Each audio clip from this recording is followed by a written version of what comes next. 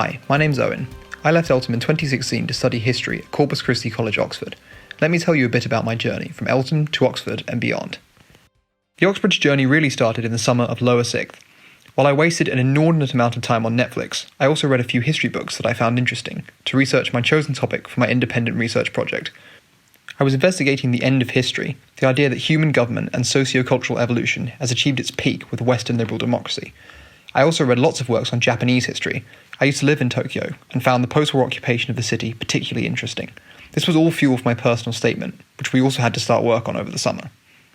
When we came back for upper sixth, I started weekly lessons with Mr. Cavendish, who also did history at Oxford. We did one-to-one discussion sessions, looking at big ideas in history such as what is a revolution and how do you really write history. We also did a few practice interviews, going over my draft personal statement, and I was asked a lot of in-depth questions about my thoughts on the end of history. It was a bit daunting at first, but ended up being very good practice for the real interview in December. We also did practice sessions going over sources from past history aptitude tests, which I needed to pass to get an interview. In addition to all of this, I also had to write 2 essays on my current A-level history topic to be sent in as a small portfolio. I sat the hat around November and found out I'd got an interview a few weeks later. I sat 2 interviews, one based on sources and one on my essays and personal statement.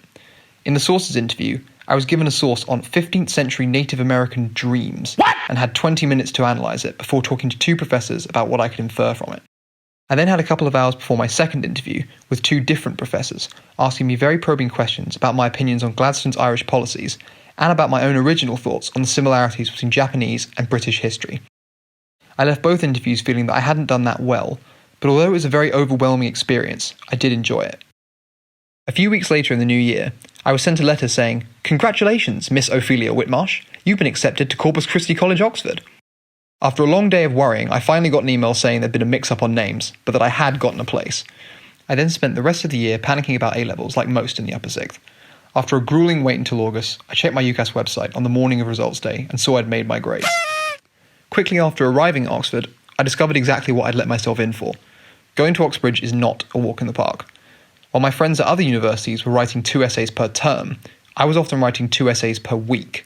The one-on-one tutorials with some of the best academics in the world were at first very, very scary, and it took a while to adjust to the intense workload Oxford students have to get used to. But after a while, I settled into a routine, and since everyone around you is working just as hard as you, if not harder, making friends is easy since you've got lots in common. It might sound daunting, but Oxbridge is far more accessible to all kinds of people than most think.